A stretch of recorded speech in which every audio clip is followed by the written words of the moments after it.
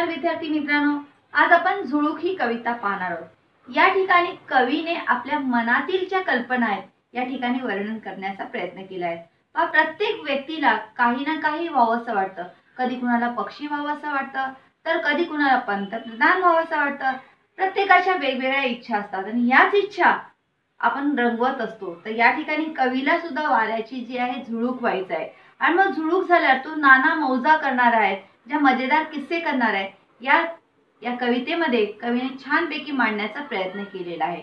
देखो प्यारे बच्चों, यहाँ पर जो कवि है उसको हवा का एक झोंका बनना है और वो हवा का झोंका बनने के बाद जो जो काम करने वाले हैं उसका सुंदर सा वर्णन यहाँ पर बताया गया है कि कवि अलग अलग मजेदार किस्से करने वाले हैं, कहाँ कहाँ घूमने वाले हैं, किसको किसको सताने वाले, ये सारी चीजें इस कविता में कवि ने कविता के माध्यम से हमें बताने का प्रयास किया है।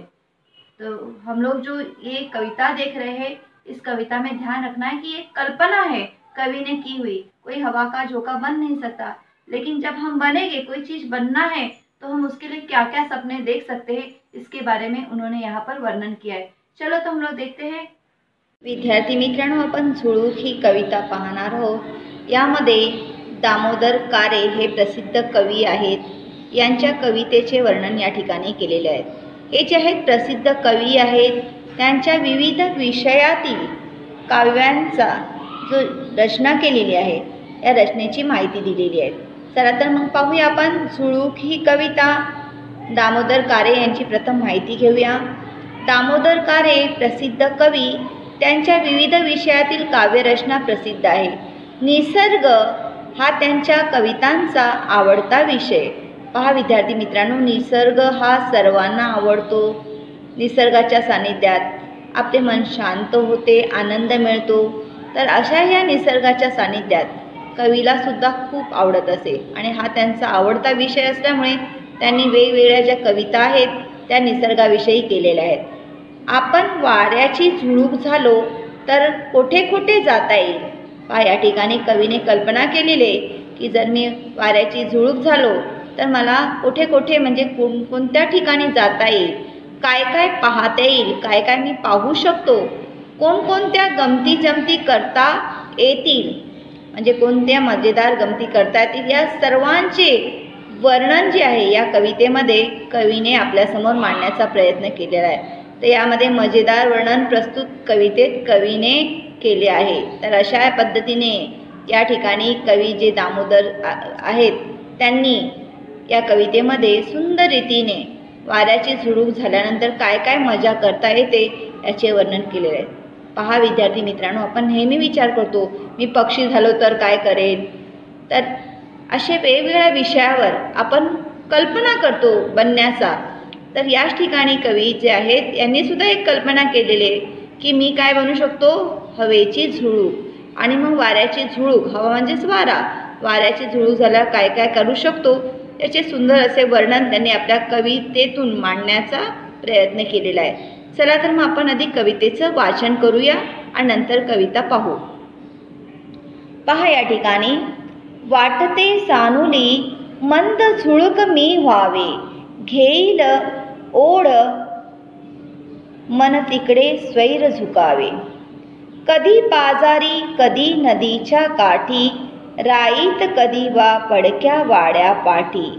हळू थबकत जावे कधी कानोसा घेत, कधी रमत गमत वा कधी भरारी थेट। लावूनी अंगुली कलिकेला हळुवार, लावूनी अंगुली कलिकेला हळुवार। ती फुलून बगे तो वावे पार पसार, परी जाता जाता सुगंध संगे न्यावा। तो दिशा दिशातुनी फिरता उधळूनी द्यावा। गाण्याची चुकली मुकली गोड लकेर, झुळझुळ झऱ्यांची पसरावी चौफेर। शेतात पाचूच्या निळ्या नदीवर शांत, खुलवीत मखमली तरंग जावे गात। वेळूच्या कुंजी वाजवूनी अलकूज, कणसाच्या कानी सांगावे हितगुज। शिंपावी डोही फुले बकुळीची सारी, गाळूनी जांभळे पिकली भुळभुळ तीरी। दिनभर राबुनी दमला दिसता कोणी, टवटवी मुखावर आनावी बिलगोनी। स्वच्छंद अशा या करुणी नाना मौजा, घ्यावा विसावा यावे मी तिनी। आता आपण ही कविता गाऊया। सर्वांनी गायचं आहे मनातल्या मनात, म्हणजे तुम्हाला गाण्याची आवड सुद्धा निर्माण होईल।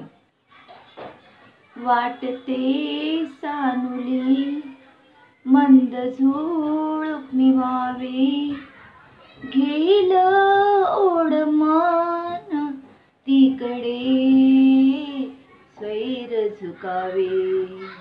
वाटते सानुली कधी बाजारी कधी नदीच्या काठी, राईत कधी वा पडक्या वाड्या पाठी। कधी बाजारी कधी नदीच्या काठी, राईत कधी वा पडक्या वाड्या पाठी।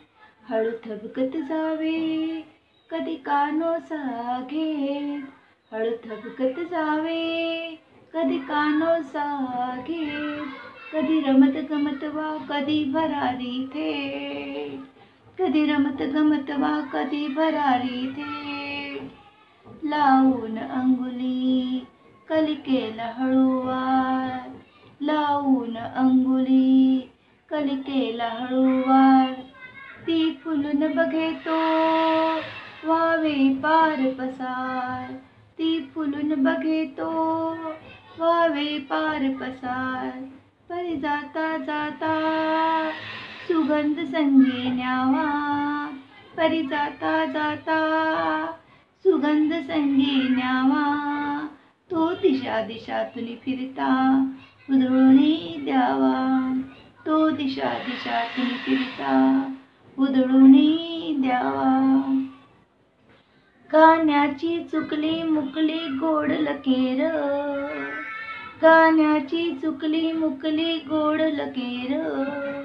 झुळझुळ झऱ्याची पसरावी चौफेर, झुळझुळ झऱ्याची पसरावी चौफेर। शेतात पाचूच्या निळ्या नदीवर शांत, शेतात पाचूच्या निळ्या नदीवर शांत। खुलवीत मखमली तरंग जावे गात, खुलवीत मखमली तरंग जावे गात। वेळूच्या कुंजी वाजूनी अलगूज, वेळूच्या कुंजी वाजूनी अलगूज। कणसाच्या कानी सांगावे हितगुज, कणसाच्या कानी सांगावे हितगुज। शिंपावी डोई फुले बकुळीची सारी, शिंपावी डोई फुले बकुळीची सारी। गाळून जांभळे पिकली बुळबुळ तिरी, गाळून जांभळे पिकली बुळबुळ तिरी। दिनभरी राबुनी दमला दिसता कोणी, दिनभरी राबुनी दमला दिसता कोणी। टवटवी मुखावर आनावी बिलगोनी, टवटवी मुखावर आनावी बिलगोनी। स्वच्छंद अशा या करुणी नाना मौजा, स्वच्छंद अशा या करुणी नाना मौजा। घ्यावा विसावा यावे मी तिनी सांजा, घ्यावे विसावा यावे मी तिनी सांजा। विद्यार्थी मित्रांनो, आता आपण कविता वाचन गायन केलं। आता याचा आपण अर्थ समजून घेऊया। या ठिकाणी जे कवी आहेत दामोदर कारे यांनी झुळूक व्हावी अशी एक मनाची कल्पना या ठिकाणी व्यक्त केली आहे। त्या ठिकाणी ते झुळूक झाल्यानंतर काय काय करणार आहे मजा या ठिकाणी वर्णन करण्याचा प्रयत्न केलेला आहे। तर या ठिकाणी आपण पाहूया की कशा पद्धतीने या ठिकाणी कवीने आपल्या मनातील जो आहे झुळूक झाल्यावर काय काय करायचे या भावना व्यक्त केलेल्या आहेत। वाटते सानुली मंद झुळूक मी व्हावे, सानुली म्हणजे लहान, मंद म्हणजे हळूवार। घेईल ओढ मन तिकडे स्वैर झुकावे, तर या ठिकाणी त्याने सांगितलेलं आहे की ज्या ठिकाणी मन ओढ घेईल तिकडे स्वैर म्हणजे मुक्तपणे झुकायचं आहे. म्हणजे या ठिकाणी कवीने आपल्याला सांगण्याचा प्रयत्न केलेला आहे की या ठिकाणी हवेची जी आहे एक झुळूक मी होणार आहे आणि ज्या ठिकाणी माझं मन करेल त्या ठिकाणी स्वच्छंदपणे मी झुकणार आहे. ही कवीची कल्पना आहे की आपण एक वाऱ्याची झुळूक व्हावे आणि मंद मंद झुळूक होऊन काय करायचे, जिथे मन ओढ घेईल त्या तिथे मुक्तपणाने झुकायचं आहे. मग त्या ठिकाणी कवी पुढे सांगतात, कधी बाजारी कधी नदीच्या काठी. तर कधी त्या करणारे कवी कधी बाजारामध्ये, कधी नदीच्या काठ म्हणजे किनाऱ्यावाला. राईत कधी वा पडक्या वाड्या पाठी. राई म्हणजे बाग, मग इथे आंब्याची बाग असू शकते, इतर बागा असू शकतात. तर या ठिकाणी तो कवी जे सांगितले की मी हवेची झुळूक झाल्यावर कधी बागेत जाणार आहे तर कधी पडक्या वाड्याच्या पाठी जाणार आहे. हळू थबकत जावे म्हणजे या ठिकाणी तो हळुवारपणे, कुणाला न कळता तो हळुवारपणे जाणार आहे आणि थबकत जाणार आहे, कुणाच्याही नजरेस न पडता अशा पद्धतीने जाणार आहे. कधी रमत गमत वा कधी भरारी थेट. रमत गमत म्हणजे मजेत, तर कधी भरारी थेट घेणार आहे. अशा पद्धतीने म्हणजे अत्यंत वेगाने ती भरारी घेणार है। देखो प्यारे बच्चों, यहाँ पर कवि कह रहे हैं कि मैं कभी एक हवा का एक झोंका बनूंगा और जहाँ मेरा मन करेगा वहाँ पर मैं जाने का प्रयास करूँगा। कभी बाजार में जाऊँगा, कभी नदी के किनारे जाऊँगा, तो कभी जो है बगीचे में जाऊँगा, कभी पुरानी जो हवेली है वहाँ पर जाऊँगा, और वो भी हड़ू हड़ू यानी आहिस्ते आहिस्ते जाऊँगा। आजू बाजू की जानकारी लेते हुए जाऊँगा, तो कभी मज़े में जाऊँगा तो कभी जो है बड़ी तेजी के साथ वहाँ पर पहुँच जाऊँगा। इस तरह से कवि जो है हवा का झोंका होने के बाद करने वाले हैं। लावून अंगुली कलिकेला हळूवार, ती फुलून बघे तो वावे पार पसार, परी जाता जाता सुगंध संगे न्यावा, तो दिशा दिशातून फिरता उधळूनी द्यावा।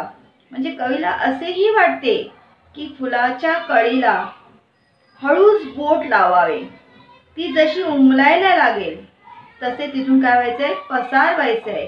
पण तिथून जाता जाताना काय करायचंय, आपल्या बरोबर सुगंध न्यायचा आहे आणि तो जो सुगंध आहे तो दिशा दिशातून तो सर्वत्र पसरून द्यायचा आहे। तर या ठिकाणी पहा, लावणी अंगुली, अंगुली म्हणजे बोट, जी बोट लावून काय होणार, कलिकेला, कलिका म्हणजे काय, कड़ी।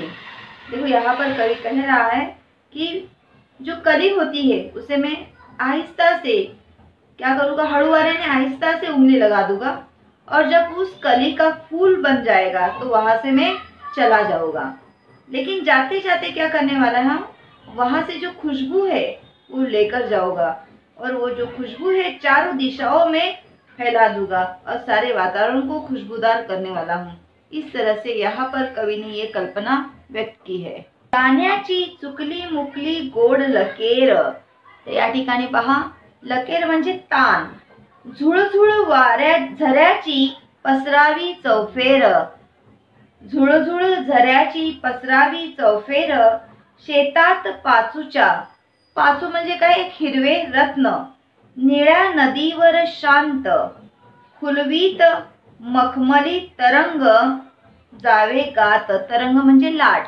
या ठिकाणी कवीने सांगितले की गाण्याची चुकली मुकली गोड लकेर, म्हणजे गाण्याची जी लकेर आहे जशी सर्वत्र पसरते, आपण जसं गीत गातो तर ते गीत जे आहे सगळीकडे पसरलं जातं, तशीच झुळझुळ झऱ्याच्या गाण्याची लकेर चौफेर म्हणजे चारी दिसतेला पसरावी, पाचू प्रमाणे हिरव्या गार डोलणाऱ्या शेतात, निळ्या शांत नदीवर ही झुळूक पसरावी, पाण्यावरचे मखमली तरंग त्यामुळे खुलवीत जावे, ऐसे कविला वाटत है। देखो प्यारे बच्चों, यहाँ पर कवि कह रहे हैं जिस तरह से हम कोई गीत गाते हैं तो वो गीत के बोल चारों तरफ फैलते हैं, उसी तरह से उन्होंने कहा है कि झरना जो बहता है तो उसकी में जो लहरें आती है तो वह लहरें चारों ओर फैलती है, वैसे ही मुझे गीतों को फैलाना है, चारे दिशाओं में जो गीत है वो गूंजने चाहिए।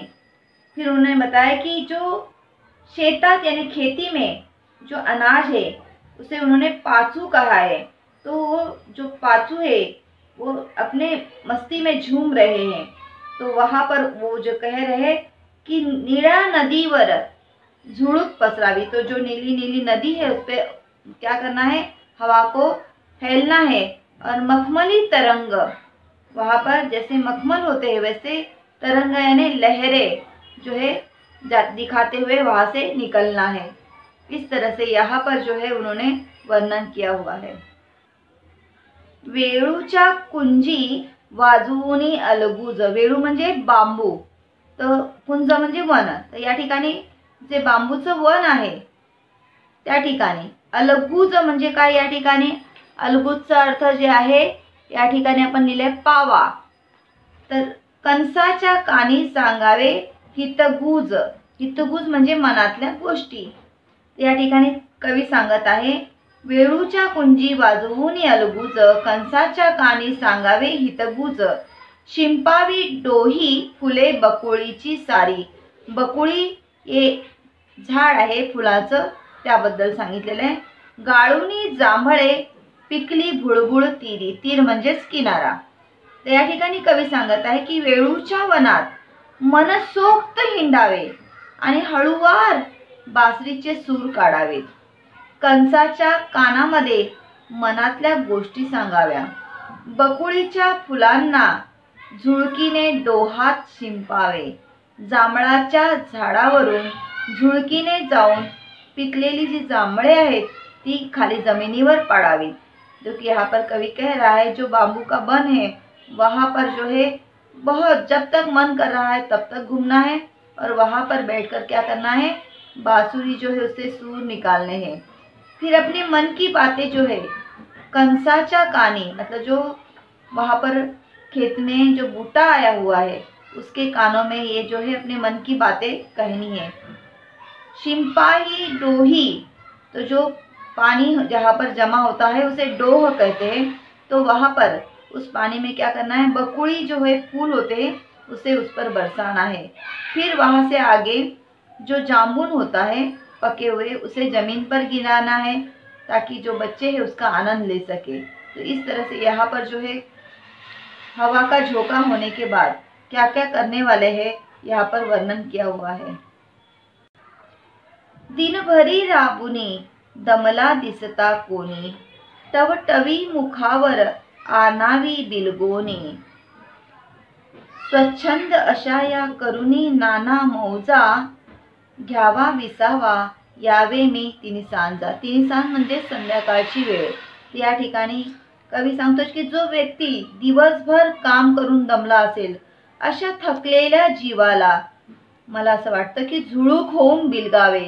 बिलगणे म्हणजे आलिंगन देणे, त्याला कवटाळून त्याच्या चेहऱ्यावर टवटवी आणावी, अशा प्रकारे दुसऱ्याला सुख द्यावे असे कवी म्हणतो। दिवसभर अशा विविध मौजा करून मुक्तपणे स्वच्छंद असे बागडावे व तिन्ही सांजेला म्हणजे संध्याकाळच्या वेळेला शांतपणे विश्रांती घ्यावी असे कवी म्हणत आहे। देखो प्यारे बच्चों, यहाँ पर जो कवि है वो कह रहा है कि जो व्यक्ति दिन भर काम कर कर थक गए हैं ऐसे व्यक्ति को, ऐसे थके हुए व्यक्ति को मैं हवा का झोंका बनकर जो है उसके गले लग जाऊंगा और उसके चेहरे पर जो है खुशियाँ लाने का प्रयास करूँगा। इस तरह से दूसरे को सुख देना मुझे है। दिन भर में जो मौज मस्ती करूँगा, यहाँ वहाँ घूमूंगा और फिर शाम के समय में जो मैं क्या करूँगा, विश्रांति लूँगा यानी आराम करूँगा। इस तरह से यहाँ पर झुड़ुक बनकर कवि को जो जो काम करने हैं वो सारे यहाँ पर कविता में बताने का कवि ने प्रयास किया हुआ है। विद्यार्थी मित्रांनो, आता आपण कविताचं गायन केलं, त्यानंतर जे आहे कविता समजून घेतली। आता आपण याचे शब्दार्थ लिहून घेऊया। या ठिकाणी बघा शब्द दिला आहे सानुली। सानुली म्हणजे लहान। स्वैर, स्वैर म्हणजेच मुक्त। मंद, मंद म्हणजे हळूवार। काठ, काठ म्हणजे किनारा। त्यानंतर शब्द बघा कलिका, कलिका म्हणजे कळी। अंगुली, अंगुली म्हणजे बोट आणि लकेर, लकेर म्हणजे स्थान। त्यानंतर या ठिकाणी पाच शब्द दिलेले आहेत। तरंग, तरंग म्हणजे लाट। वेळू, वेळू म्हणजे बांबू। अलगूज म्हणजे पावा। अशा पद्धतीने हे जे शब्द दिले आहेत त्याचे अर्थ दिलेले आहेत ते तुम्हाला तुमच्या वहीमध्ये लिहून घ्यायचे. त्यानंतर आपण वाक्यप्रचार पाहत आहोत. कानोसा घेणे, अंदाज घेणे. कानोसा घेणे, अंदाज घेणे. थपकत जाणे, हळूहळू जाणे. तर हे सर्व जे शब्दार्थ आणि वाक्यप्रचार तुम्ही काय करणार आहात तुमच्या वहीमध्ये लिहून घेणार आहात. हा विद्यार्थी मित्रांनो, आपण प्रश्न पहिला पाहत आहोत. आकृत्या पूर्ण करा. यामध्ये अ मध्ये दिलेला आहे सानुल्या झुळकेची इच्छा. या ठिकाणी आपल्याला 4 इच्छा लिहायच्या आहेत. पहिल्यामध्ये लिहिणार आहोत आपण बाजारी जावे. दुसऱ्यामध्ये लिहिणार आहोत नदी काठी जावे. तिसऱ्यामध्ये लिहिणार आहोत पडक्या वाड्या पाठी जावे. आणि सर्वात शेवटी आहे बागेत जावे. अशा पद्धतीने या ठिकाणी 4 इच्छा आहेत. त्यानंतर दुसरा प्रश्न पहा. सानुल्या झुळकेच्या प्रवासाचे स्वरूप. तर या ठिकाणी पहिल्यामध्ये आपण लिहिणार आहोत सुगंध होऊन उधळणे. पहिल्यामध्ये लिहिणार आहोत सुगंध होऊन उधळणे. दुसऱ्यामध्ये लिहिणार आहोत मखमली तरंग खुलवणे. मखमली तरंग खुलवणे. तिसऱ्यामध्ये झऱ्याची लकेर पसरवणे. आणि चौथ्यामध्ये लिहिणार आहोत स्वच्छंद स्वैर झुकणे. स्वच्छंद स्वैर झुकणे. त्यानंतर ई पहा. सानुल्या झुळकेची लोकउपयोगी कामे. तर या ठिकाणी तुम्हाला जे आहे लोकउपयोगी जी आहेत कामे लिहायची आहेत. 1 मध्ये लिहिणार आहोत आपण जांभळे गाळणे. दुसऱ्यावर लिहिणार आहोत राबणाऱ्या मुखावर टवटवी आणणे. आणि तिसऱ्यामध्ये लिहिणार आहोत सुगंध उधळवणे. अशा पद्धतीने 3 लोकोपयोगी कामे आपल्याला लिहायची आहेत. प्रश्न दुसरा पहा. योग्य पर्याय निवडून वाक्य पूर्ण करा. त्यामध्ये अ दिलेला आहे झुळकेला स्वैर झुकावेसे वाटते कारण. त्यामध्ये बघा 4 दिले. तिला स्वातंत्र्य हवे असते. तिला सर्वत्र हिंडायचे असते. तिचे मन तिकडे ओढ घेते. तिला लोक आमंत्रण देतात. तर अशा पद्धतीने आपण लिहिणार आहोत. पहिल्यांदा आपण काय करणार प्रश्न लिहिणार झुळकेला स्वैर झुकावेसे वाटते कारण तिचे मन तिकडे ओढ घेते. असं पुढे लिहायचं. त्याच्या खाली आपल्याला अंडरलाईन करायचे. दुसरा प्रश्न पहा. वेळूच्या वनात अलगुज वाजवते. तर या ठिकाणी कारण झुळूक स्वतःच गाणे गाते. तिथे गुराखी अलगुज वाजवतो. तिथे ध्वनी फीत लावलेली असते. झुळकेच्या स्पर्शामुळे वेळूत अलगुज आवाज निघतो. तर या ठिकाणी आपण मग हा प्रश्न पहिल्यांदा लिहिणार आहोत आणि नंतर वेळूच्या वनात अलगुज वाजते कारण मध्ये लिहिणार आहोत झुळकेच्या स्पर्शामुळे वेळूतून अलगुजाचा आवाज निघतो. म्हणजे अशा पद्धतीने तुम्हाला या ठिकाणी ही जे आहे पर्याय निवडायचे आहेत आणि पर्यायाची उत्तरे लिहायची आहेत. आता पुढचा आपण प्रश्न पाहत आहोत जोड्या लावा. या ठिकाणी बघा 2 गट दिलेले आहेत अ गट आणि ब गट. पहिल्या गटामध्ये आपण पाहत आहोत टवटवी, बुळबुळ, झुळझुळ, मखमली असे शब्द दिले आहेत. आणि दुसऱ्या गटामध्ये दिलेले आहे तिरी, झरा, तरंग, मुखावर. मग आपल्याला या ठिकाणी काय करायचे आहेत अ गट आणि ब गट असेल तर आणखीन एक मध्ये एक गट बनवायचा आहे. त्याच्यामध्ये आपण उत्तर लिहिणार आहोत. मग अ गटाच्या समोर आपण लिहिणार आहोत टवटवी. मग या ठिकाणी मुखावर. मग ह्याच्या समोर तुम्हाला लिहायचं आहे मुखावर. टवटवीच्या समोर काय येणार आहे मुखावर. दुसरं आहे भुळभुळ. मग या ठिकाणी भुळभुळच्या इथे समोर येणार आहे तिरी. त्यानंतर तिसरा शब्द आहे झुळझुळ. झुळझुळ काय वाहतो झरा.